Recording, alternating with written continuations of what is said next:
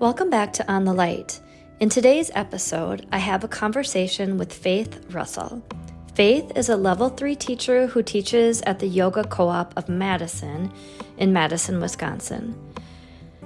Faith talks about the unique way in which Guruji could teach us with such firmness and yet compassion. She also elaborates on the importance of being quiet and reflecting, and how Geetaji gave her the advice to let the yoga seep in. Please enjoy this episode of On the Light.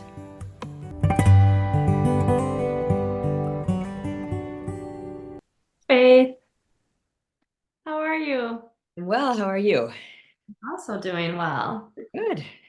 Thanks for meeting with me today. I always like to ask people, because I think it's good for context, what brought you into the Iyengar method? What was Well, your journey there? I started in my late 20s. I was working a job that I found really stressful and looking for some help. And I was drawn towards physical activity in general. And then a friend of mine started taking yoga and she really liked it. And so I just decided to go with her to a class and I liked it a lot. I didn't immediately say, oh, I'm doing this every week or anything like that. It took a little while, but then I just found that it really spoke to me in it gave me that physical activity, but something more. And it was helpful right away with my feelings of stress. And so then I just stuck with it. And it was, I was with Iyengar yoga the whole time, nothing Yeah. else. So you were just lucky, one of the lucky ones that ended up in the Iyengar yoga class That's for you. right. Yeah. Right. It was my first yoga class of any kind. So I stuck with it. Yeah. Yeah. How long until you started making trips to Remy? Let me see. Let me think about this. I think I went after about 4 or 5 years, but I was working full time for, much of my life until I retired. And I wasn't able to go with great regularity, but also in the beginning, there weren't very many. The first time I went with what was called an intensive at that time, a 3-week intensive. And there weren't very many opportunities for people in the Midwest who weren't also traveling elsewhere to study with other teachers and kind of get known. But I was lucky and I was able to get in on one group that went. That was in 1986, at the end of 1986. And then I went the next year for public classes. And then I had to take a hiatus of about 10 years before I went anymore. But so I started in the late 1980s, but then I did not go regularly for quite some time because my life just didn't accommodate that. Yeah, I'm familiar with that. So I know when we were first talking about doing this interview, you mentioned that you don't have a lot of very direct interactions with Guruji. You didn't have that. How about just what are some of the memories that you do have from being there, either with him or Geetaji or Prashantji? Well, in the first times that I went, Guruji already was not teaching most of the classes. He would occasionally teach a class, and he would often, when somebody else was teaching, he would often enter in and, say what he thought the teacher should be doing or make comments or interact with with us as students. And then I was also in some things where there was a workshop, it was a yoga journal workshop in Estes Park. I think that was in 2005. Were you at that? Yeah. Yeah, and where It was 2006, I think, but maybe you're right. at 2005. any rate, it was around Yeah. that time frame. Yeah. And that was a real joy to see him interact with both with the whole group in the hall, but then outside of the hall. I think the things that I took from the interactions I did have with him, as well as all of the stories and the videos and all of those other things, were just that he so clearly demonstrated an ability to be both really firm and really compassionate. And that I just found that such an excellent thing to see, that you could combine those things. And he could, yeah, he was so strict at times with people I think when he thought that was appropriate, and with the classes in general. But he also, you could see his kindness and his compassion, so I really appreciated seeing both of those sides. The other thing I thought was just seeing I saw him a couple of times outside of the practice hall. Once when there was an award that he was getting, it was a pretty prestigious award, but I don't remember exactly what it was. And it was in Pune, and when I was there, and all of us, who were there studying that month, who could, went to watch the ceremony, and just the way he presented himself, such a humble man, Mhm. clearly dedicated to this subject, and yet bringing great humility into it. And so I think that idea that you can really care about something and be convinced that it's absolutely fantastic, wonderful stuff without having any kind of sense of haughtiness towards people who, or towards another method even. And even at Estes Park, at that yoga convention, it was a yoga journal convention, and there were people there who were not Iyengar yoga practitioners. And I thought he was very generous with those people, and not making them those who were not in this method, and trying to find ways to bring them in. So anyway, his attitudes of being able to be both so dedicated and yet not haughty, and also very compassionate, they really made a big impact on me. Mhm. That convention was the first time I saw him in person. It was really something. Was. It Yeah. was. How about with Geeta? Well, Gita was my primary teacher when I was in Pune, and then went at several conventions here, including one at Estes Park, a teachers convention. Actually, with her too, I could say the same combination of real firmness and compassion. That was just demonstrated time and time again both in her teaching and outside of her classes. And I think both of them, again, my experience was more with Gita, just the sense of you have to have incredible discipline. This is a practice that requires discipline, and yet you also have to be realistic about your life and what you can do, and not beat yourself up if you can't do as much as you want, which I found very helpful, as I was someone who clearly was not able to put in the amount of time that a lot of my peers were. My peers at that stage of studying yoga were able to commit to their yoga practice and yoga studying. So I found it very encouraging to see. I mean, he was a householder, and she really was too, taking care of Mhm. his household. So just seeing how they managed and how she managed with such grace to be able to handle all of the tremendous responsibilities she had, and still have an absolute dedication to the practice, to the Mhm. yoga practice. And I don't mean just the asana practice, just the way she pursued her life. Were you able to attend the medical classes when Geeta was running those? Yes, they were And kind of terrifying.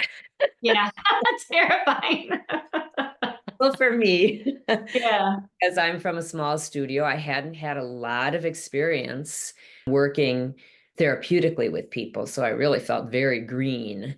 I wanted to learn, and I was, willing to learn. But so I'm kidding about the terrifying, but I did Yeah. feel Yeah. there was just so much I didn't know.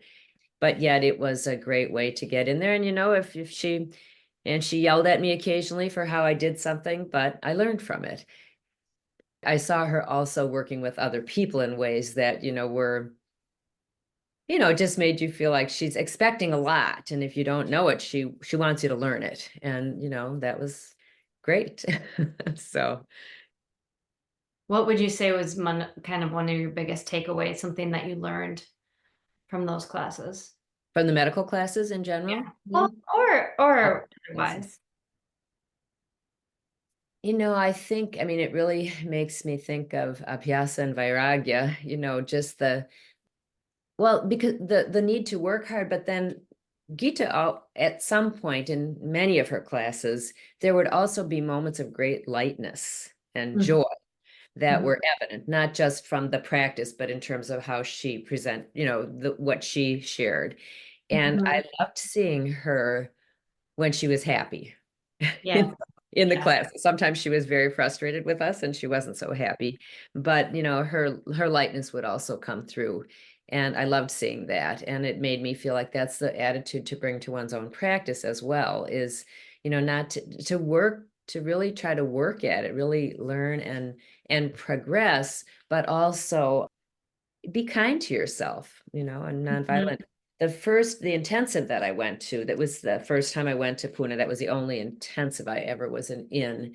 At the end, she said, now go off and travel. Don't do yoga for a while. Just kind of let it sit in, let it seep into you and enjoy, seeing this country or whatever else you're doing. And I thought that was fascinating too, because we just had so much Mhm. discipline, so much time for it. And now she was saying, just lighten up a little bit now, in a way, is how I interpreted that. And that was also very thought provoking. And actually, I've used that sometimes when I've had students talking to me about how difficult their lives were in terms of, just carving out the time for themselves. And sometimes I've shared that kind of attitude, that sometimes you just have to let go a little bit, Mhm. um, of in terms of what's under your control, but to keep that connection, let yoga be seeping into your being, into your life. I really appreciate that. As a person, I have a full-time job, and it can be difficult, especially, in the fall for me because I'm a school teacher and that's when it's really intense. So yeah, I can really appreciate that. And the other thing that I remember, um, one of my teachers said, it's like every time you practice, it's like making a deposit in the bank. And Mhm. so when you have those times, it's like where your practice isn't strong, when you come back to it, it's like you've got that sort Yeah. of credit there. So how would you say the practice in general has shaped your life?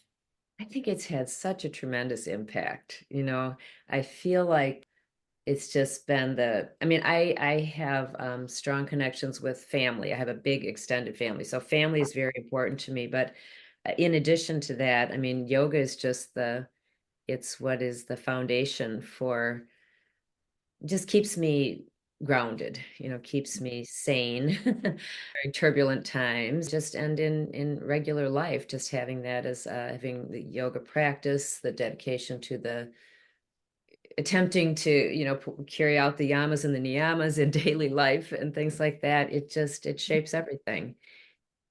So it's just been tremendously important to me and continues to be.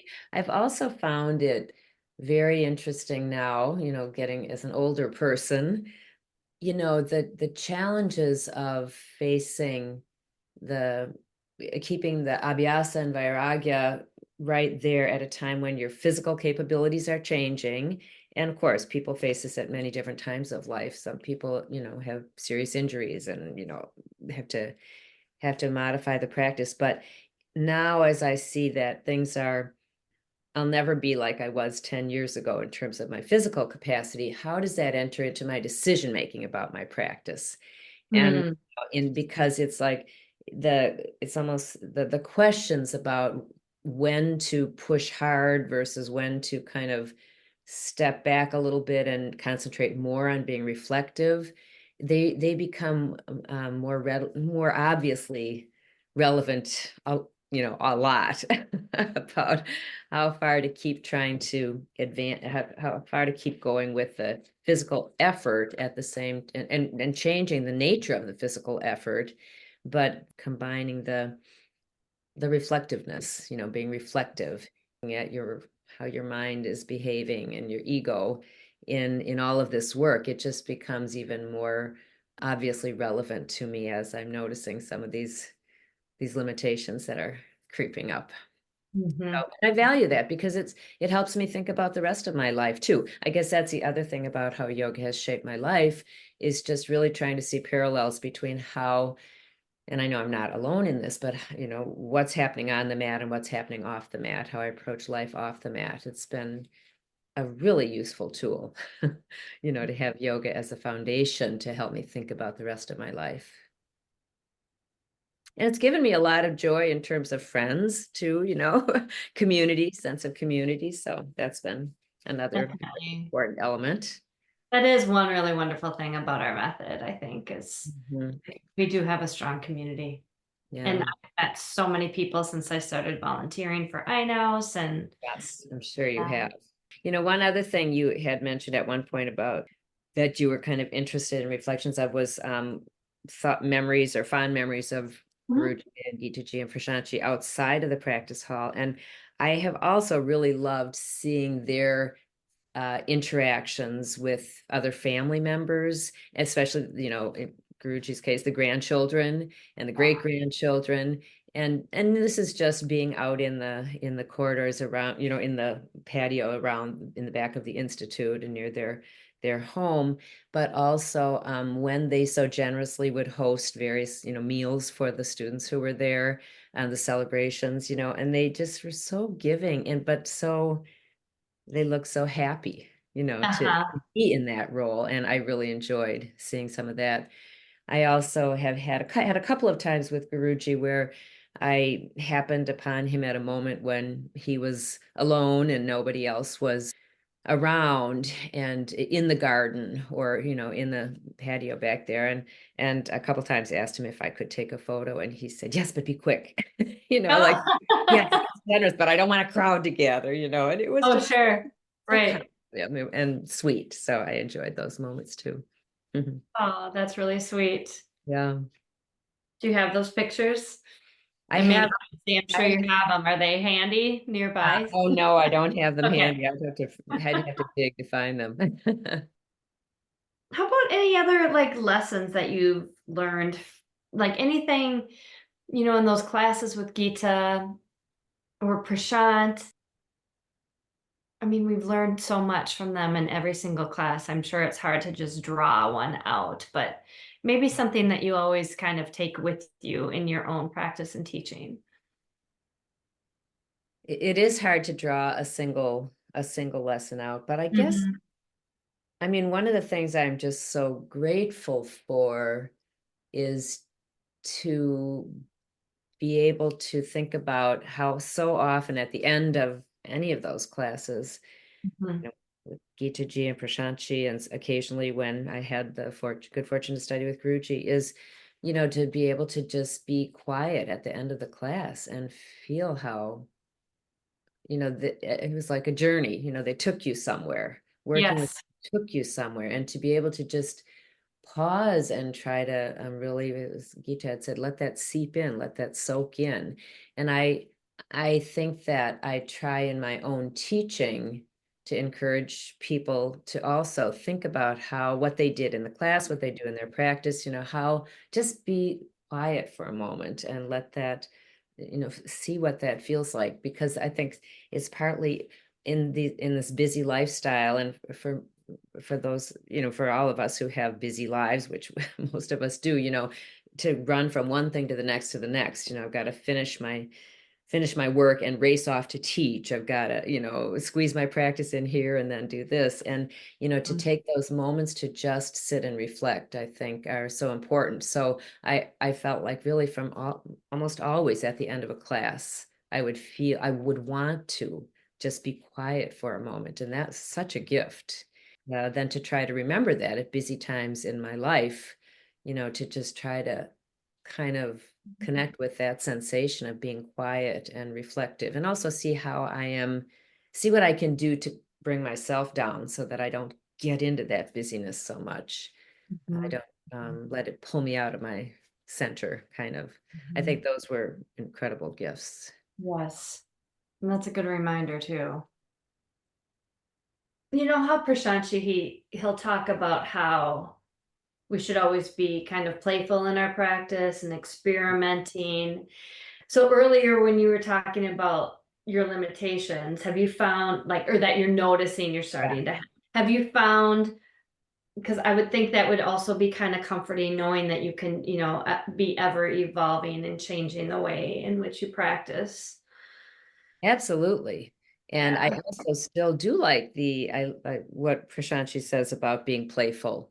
And, Mhm. and I do try to still do that, and it's not that I feel like now I can't do much. I can still do a lot, but I'm definitely noticing stiffer areas and things like that. And Mhm. just aware that that is not that I can continue to do a lot, I'm sure, as the years go by, but that is a reality of aging, that these factors are coming in. And I work a lot with older people. So just witnessing that too. It's more that it's at this point for me, it's thought provoking, and also to Yeah. see I don't have the stamina. But I feel that playfulness still has to be part of it. And I like to do Mhm. it, just kind of even thinking about being in the moment, in a spur of the moment. And if something strikes me as this would be a good direction to go into, to Mhm. go with that flow, not to just be thinking about this is what I planned to do today, Right. but to really go in that direction. I remember Geeta taught the therapeutics convention in Portland, Oregon. Oh, I don't remember what year that was, but she said at that convention in one of her talks that this was the first time she had planned her classes. wow. And I was kind of blown away by that. Uh-huh. And she said, but because, she just felt like it was focused on therapeutics. She had so much to do, whatever it was. But she said that was the first time she'd ever planned her classes. And that I had been spending a lot more time thinking about my classes ahead of time. And Abhijata said something along those lines recently when she was asked a question about that in a video that I was watching. And I think it was anyway, it was she was talking to teachers related to teaching beginning classes, but it was the same thing that she was saying. Her life didn't allow her to do as much planning like that.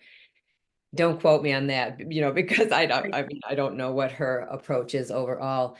But I thought that also can help you really, even if you have a general idea. So as a teacher, even if I have a general idea of what I think I'm going to do in the class, of course, to be open to what's happening in the class and go another direction, including being playful with the students at times, Mhm. them to Mhm. be playful. So I think it just brings such joy to the practice. Yeah, it So does. I'm grateful for that guidance from all of the Iyengars about we want it to be sukha, sthira, and sukha, Mhm. So I appreciate that, and I try to do that. Any other advice that you would give to the younger teachers coming up in terms of, with Geetaji Gan and Guruji Gan, for them to go to Pune? Yes, they have Prashant and Abhijata, and hopefully Shreneet will do more and more teaching, but just the guidance on how to include the tenets of this method and to keep Guruji kind of, at the forefront of the way they practice and teach. Well, I think one of the things that I didn't have a lot of in my early teaching is taking time to read some of Mhm. the works that they had published.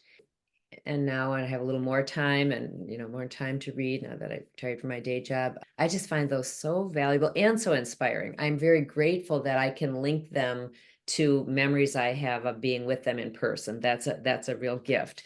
But even Yeah. without that, I think there's so many different resources, and finding taking some time to do some of that exploration. I think just looking at that is a real resource to connect with the attitudes, the philosophy, but also the attitudes that Guruji and Geetaji brought into their teaching. Of course, we have some wonderful audio tapes, but also some videotapes of Guruji and many more of Gita that are so inspiring too. And Yeah. so I think trying to get access to some of those things is helpful. But I think that the way the whole certification is structured now, I feel like there are a lot of good teachers, Mhm. in the Iyengar system. So I hope that there will be that lineage, that parampara, um, they'll get some of Yeah, that sense of Guruji and Gitaji through the teaching that they get. I hope that's true. I feel that's true. I think so too. It's not like being in their presences. For the Saturday morning talks that he does, that Prashantji does.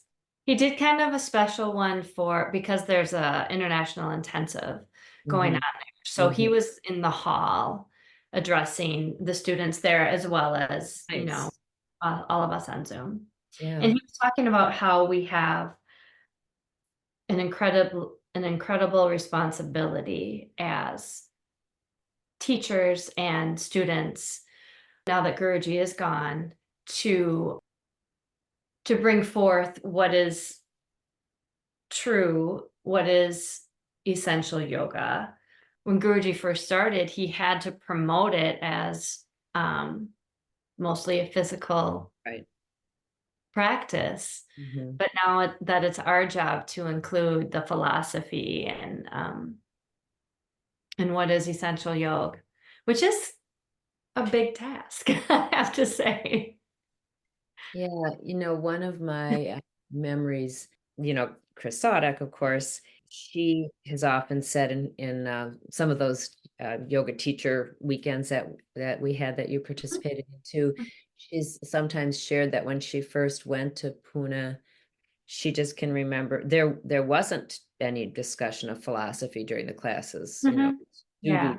but she would end the class thinking, she sometimes has said, "What hit me?" But with that sensation of like, I went somewhere. Where was that? How did that all happen? And that you started to pick up on some of the deeper meanings just through that physical experience. Mhm. And I think that's pretty amazing that even though in those early days he had to promote it as more of a physical culture, Guruji did. I'm Mhm. sure those people, were also touched by the depth Yeah. of the broader practice through Yeah. that experience. But that is humbling to Mhm. hear, what Prashanti, you say what he said to the whole group, but that we have a tremendous responsibility. And we do, it is, one can't help but wonder what the future holds. The Iyengar family, the immediate family, and the institute, meaning, it's future longevity. Well, after I'm gone, probably, you just hope that the influence will continue to stay so strong. And Yeah. I love going to Pune still, I'm very grateful that they've been able to keep things moving forward. When was the last time you were there? 29, was it 2019? Mhm. 2020. I'm going to go again in 25. Must have been 2023. Yeah, 2023. Oh, nice. Because I went in 2019. I was supposed to go in 2021, right when the pandemic hit. Yeah. And so I was able to go in 2023. It was very nice. And it was when there was one of those mini intensive kinds of things to celebrate, the life of the institute. And it was very, very nice. Yeah.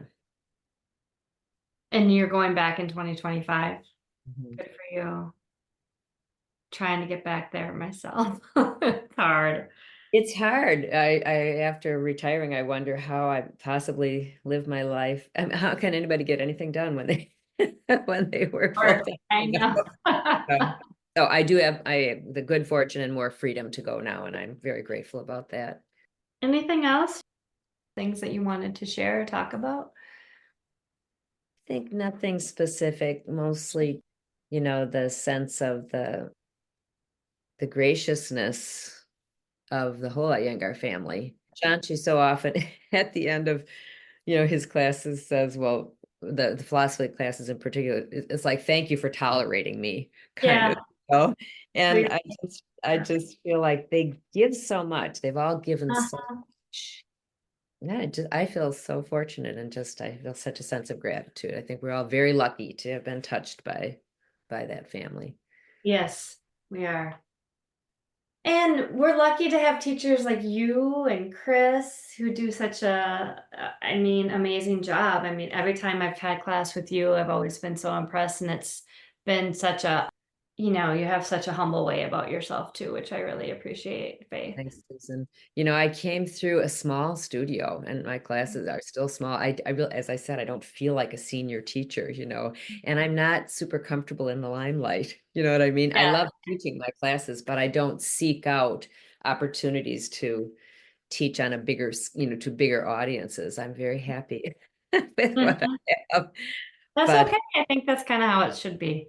Yeah, I think it's okay. I try to tell myself it's okay. Sometimes I think I should be bolder, but I'm happy with what I do. You have to stay true to who you are, That's right. And Susan, I'm so grateful to you for all of this work you put on with the continuing education. I mean, all of this effort that Oh, you're doing. Oh, I'm so grateful. Especially as you said, you work full time, you have your own practice, teaching, all of this and this on top. It's a lot. Very glad you're able to squeeze it in. And it's also thank you. inspiring. Yeah, Yeah. And it's, I've learned so much as well, and it sort of inspires me to I'm study sure. more, of course, and practice and all of that. It's been kind of amazing. Yeah, Yeah. a great opportunity, but you took it and are continuing to take it, and that's wonderful. So you have your studio is there, you run the Madison Co-op, or you don't Okay, run it? well, it's a cooperative, so no, I don't run it. It's run cooperatively, and we have a board that, sometimes I'm on, and the teachers also meet regularly and have a lot of the Mhm. teachers and the board work together, really. But Yeah. the membership is involved, and but that's primarily where my focus is. I'm on the assessment committee right now as well for INOS for the last year and a half. With the co-op, it's a small group that we survived during the pandemic, so we're just, thrilled about that. Been at it for quite some time now, and but we have a lot of our teachers are older, are aging, and we have not had new teachers trained there for quite some time. So that is a Mhm. concern of ours, finding people who can make the commitment required to really become skilled enough to be an Iyengar teacher. That's a big commitment. And these days it seems harder than ever. So that's what we are hoping, that is we can find a way to attract younger people in general, and then younger people who want to become teachers. I've got a couple of nieces going to college and Madison right now. Maybe I can send them over to Huh, you. yeah, that would be great. I got to start somewhere. Yeah. Do you get quite a lot of students from the college there? We don't get as many as I would think we might, because we're Yeah. not that far away, but Yeah. we don't get that many. Yeah. Yeah. Interesting. We get more grad students, Sure. and We lots of get times that it's kind of here. people who have moved here for school, Uh-huh. and who are not already so engrossed in other things in the community. So they have time, maybe a little time to get involved in other things. So we get more grad students than undergrads, but then they move on. Yeah, that's true. They come and they go. That's Yep. something I remember Kristen told me Guruji would say. They come and they go. I'm sure he saw a lot of that. Yeah, I'm sure. Well, Faith, this has been really nice. Thank you, Susan. You're welcome, Faith. It's good to see you. I hope to see you in person again soon. That would be great. All right. All right, Bye, take Susan. bye-bye.